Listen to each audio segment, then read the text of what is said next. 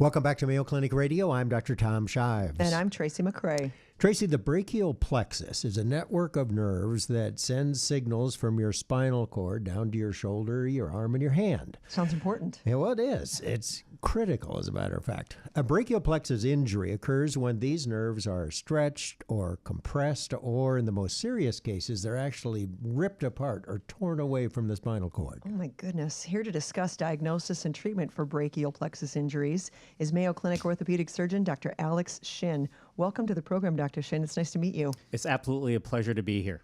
So, Dr. Shin, you're not just an orthopedic surgeon. You're not just a hand surgeon. You're pretty much an upper extremity surgeon, because the brachial plexus, I want you to explain to our audience exactly where it is, but you go all the way up. We do. We go from where the nerve exits the spinal column and out the vertebrae and all the way down to the arm. So all aspects of that are the things that my team members and I treat. How do you, when you are talking to somebody about a brachial plexus injury, how do you explain exactly what this network of nerves is and where it's located? That's very simple. I start out with saying there are 5 major nerves that come from the spine out the vertebrae in your neck. Those 5 nerves come and coalesce into a variety of different patterns, and those nerves then control all the sensation and all the motor function of the upper arm. And causes, the most common causes of brachial plexus injuries. I know you have a brachial plexus clinic, don't you? Yes, sir. And the most common things that you see in terms of injuries? Most of the brachial plexus injuries happen because of high-speed motor vehicle injuries. When the head goes one way and the body goes another way, those nerves just tear right out of the spinal column and can cause serious, serious injuries and life-altering consequences for our patients. So oftentimes the blood supply remains to the extremity. You've got to have blood and you got to have nerves, and the blood supply is most often okay, but the nerves are damaged or stretched or torn.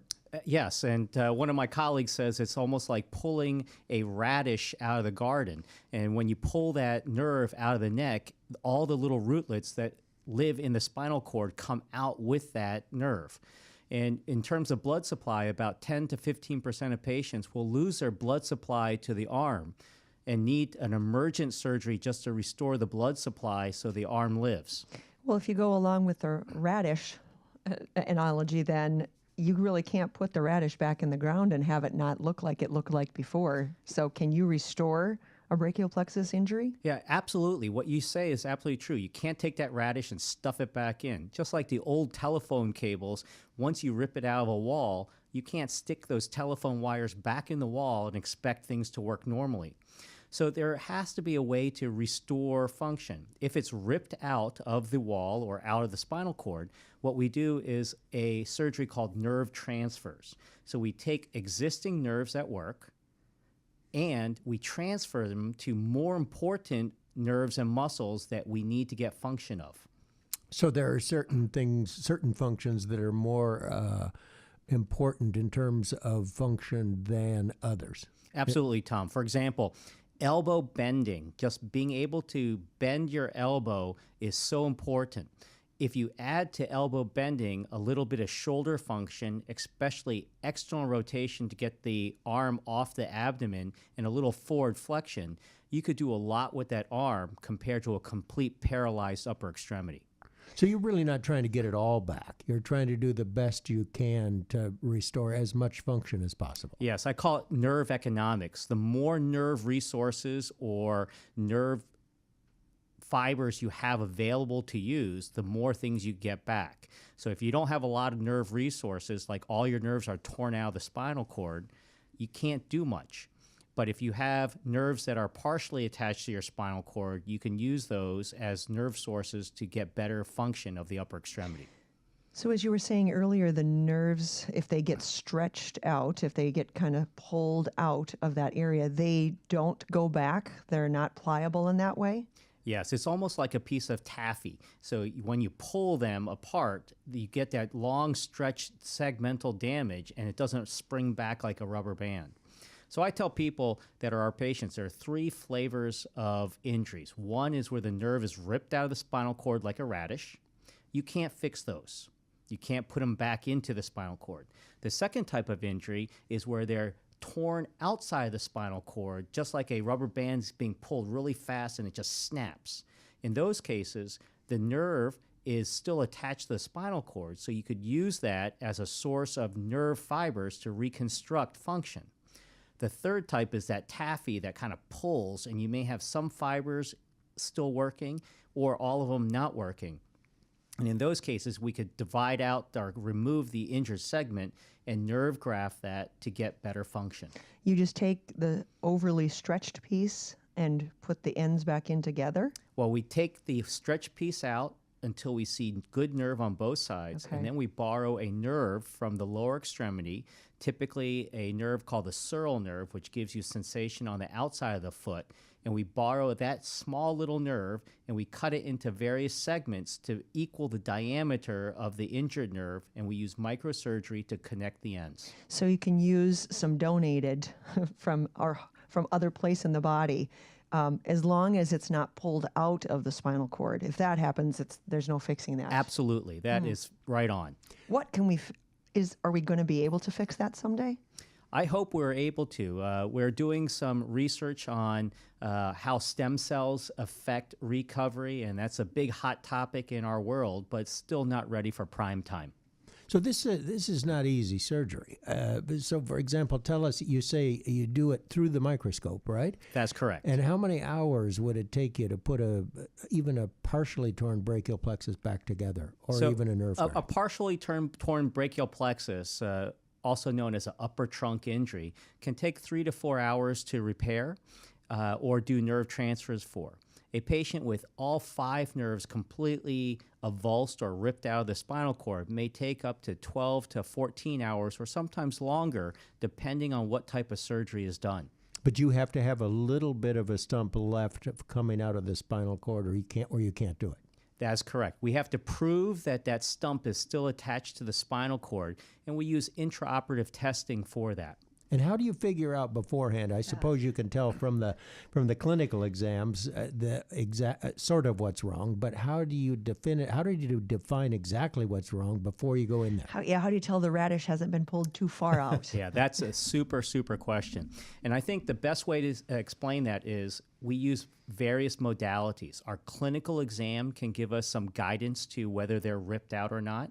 We get special x-rays, like a chest x-ray, to see if the diaphragm is paralyzed, and that gives us an indication of the status of the C5 nerve root. And then we get nerve testing with needles and nerve conductions to see how the nerves are reacting. And finally, our gold standard for radiographically imaging the spinal cord and nerve roots is called a CT myelogram, and that gives us an idea whether the nerve rootlets are still attached or not. Can I just ask, because I absolutely have no idea, how big is this nerve that you're talking about? Is it the size of spaghetti, or is it the size of a piece of thread? What is it? Well, the nerve, the biggest root is probably C7, and it's probably about the size of about 4 to 8 millimeters in diameter. Like a straw. Like a straw. Oh, it is that big. So, okay. And some are bigger than others, but then they coalesce and they get bigger, and then they finally taper out to sometimes very small fibers. Amazing what these guys do, and it's not easy. But you've got a team, right? I have a great team. And a neurosurgeon sometimes involved, and Dr. Bishop, and then you've got other people in the operating room. It's a big deal. Yeah. Typical brachial plexus surgeons can include orthopedic hand surgeons, plastic surgeons, neurosurgery people that do peripheral nerve fellowships. And as a team, we have a synergy that really 1 + 1 = 3 and not 2 in terms of saving time for the patient in surgery, a ability for a different set of eyes to see problems that one individual might not. And having a multi-specialty group is even more beneficial because we play off of each other's strengths and we supplement each other's weaknesses. Is surgery usually the way that these types of injuries are treated? A brachial plexus injury is treated? Yes, surgery is only there to improve functional outcomes or motor control. The other big problem about brachial plexus injury is the severe neuropathic pain that happens because of the spinal cord injury when the nerve is ripped out of the spinal cord. Wow, amazing what you do, and I know you've got a great team. We're talking with Dr. Alex Shin. He's an orthopedic surgeon, a hand specialist, and a brachial plexus surgeon. We're going to take a short break. When we come back, we're going to switch gears and talk about a little more common problem, carpal tunnel syndrome. You're listening to Mayo Clinic Radio on the Mayo Clinic News Network.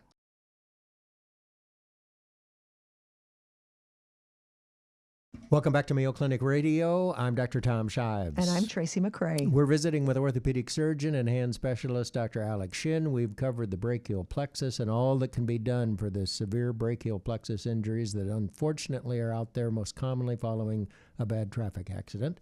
And now we want to talk about a different problem, carpal tunnel syndrome, which I suspect more people are familiar with than brachial plexus injury.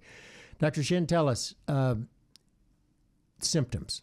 First of all, you see a lot of people who have carpal tunnel syndrome, and what do they complain of? Well, Tracy and Tom, the most common symptom that patients present with is the inability to sleep at night. They wake up with nocturnal awakening. Their hands are burning on fire. It feels like pins and needles, and typically in the thumb, index, middle, and part of their ring finger. Why just those fingers? Because the median nerve is the nerve that's responsible for the symptoms of carpal tunnel syndrome. It lives in the carpal canal and is being compressed. Carpal meaning wrist. That is correct. Yeah. And the other nerve of the hand is called the ulnar nerve, and the ulnar nerve really gives sensation to the small finger and half of the ring finger. So the nerve involved is the median nerve, which is in the carpal canal and is being irritated, giving the symptoms of thumb, index, middle, and part of the ring finger numbness. Is it only because of a computer that we have carpal tunnel? Did this not exist before computers were invented? Well, that's a great question. And I would say that people that don't even use computers get it, because it's a misnomer that just because you're a secretary or use your hands a lot that you get carpal tunnel syndrome. A majority of carpal tunnel syndrome is called idiopathic, which means we don't know why it happens.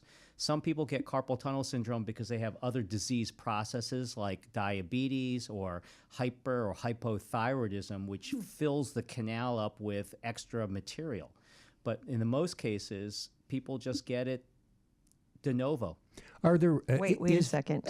Just for no reason, there's no way to figure out why people have it? Yeah, people will just all of a sudden start saying, you know, I'm getting a little bit clumsy. I can't feel the tips of my finger. They'll say, I'm holding a cup of coffee in the morning or reading a newspaper, and my fingers go tingly. That's why that word idiopathic is used so often. We don't know.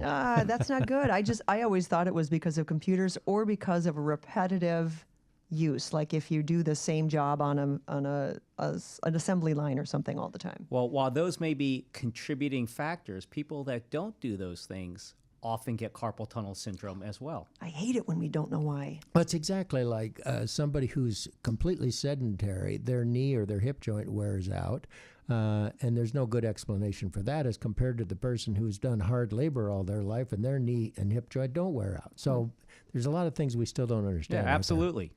All right, so someone comes in, they've got tingling. You can tell from which fingers are involved, where the tingling is, what the likely cause is, which nerve is involved. But how do you nail down the diagnosis? Well, there are several different things. Number one, everything is about physical exam. So you have to examine the patient, do various provocative tests to make sure that the nerve that's being irritated is definitely at the level of the wrist. The median nerve courses from the neck down through the arm, across the elbow, through the carpal canal to the fingers. So it has multiple areas where, in theory, can be trapped. So you have to make sure you rule out those causes of entrapment prior to proceeding with a treatment for carpal tunnel symptom. All right, treatment options. Surgery isn't the only option, right? At least for the first line of defense? Absolutely. So if you have mild to moderate carpal tunnel syndrome, various things can be done. Conservative measurements with splinting, holding the wrist in an extended position so that when patients sleep, they don't flex their wrist down and further kink off their nerve, or corticosteroid injections to decrease the inflammation around the tendons and making more room available for that nerve in that tight canal. If that doesn't work, though, that's when you end up in surgery? Yes, if that fails or patients have symptoms that continue to bother them, we offer surgical intervention. All right. Now, there are different types of surgical intervention. It used to always be that, it was open surgery. So you made an incision on the palm side of the wrist, and you opened up the ligament that was compressing the nerve, and it took a while to recover from that. But now, isn't there a way to do it endoscopically? So you use a scope through a small incision? Yes, there are really three different types of ways of doing the surgery. One is open. The open has several options. They call it mini open or formal extended open. So one has a bigger incision than the other. Endoscopic can be done with a single incision or a two incision technique. And then there's a newer way that some surgeons are developing with their physical medicine and rehab colleagues called a ultrasound guided percutaneous or mini open technique. Percutaneous means through the skin. That is correct. Now, which do you like? Well, that's interesting because as a young surgeon, I was very onto the endoscopic technique because it was the newfangled thing. The recent studies show that the outcomes are essentially the same of open and endoscopic, and it's really a surgeon preference and a patient preference regarding which one they choose. And so the results are the same. Why wouldn't a patient opt for the endoscopic or the mini incision surgery? Well, if you think about the short-term recovery, the endoscopic might give you a better return to work profile. However, it's never been proven with these prospective randomized studies. And so early on, we used to believe that they'd have less pillar pain or pain around their incision and for the endoscopic versus the open, but we've not been able to show that. What about massage or acupuncture? Anything in there that's helpful? Well, the alternative medicine techniques, if they help and patients demonstrate good relief with them, I'll let them do that and I'll buy it. However, I'm ready for them if it fails. All right, one last thing, and let's talk about prevention. Is there a way to prevent this? Now, you said that people who have diabetes or thyroid disease are at increased risk. People who use computers, increased risk? I don't think so. Any other risk factors? It's hard to prove risk factors, but I think that I've seen very heavy laborers never get this, and I've seen very sedentary people that don't do any type of manual labor and get it also. It's just something that happens. No way to prevent it. You don't have any advice. That famous for people. word, idiopathic. Idiopathic, yeah. But you can take care of it. So first line of defense is night splints, maybe? Night splinting. To keep the wrist extended or in an up position. Corticosteroid injections, and they work pretty well, They work very well. I actually had one.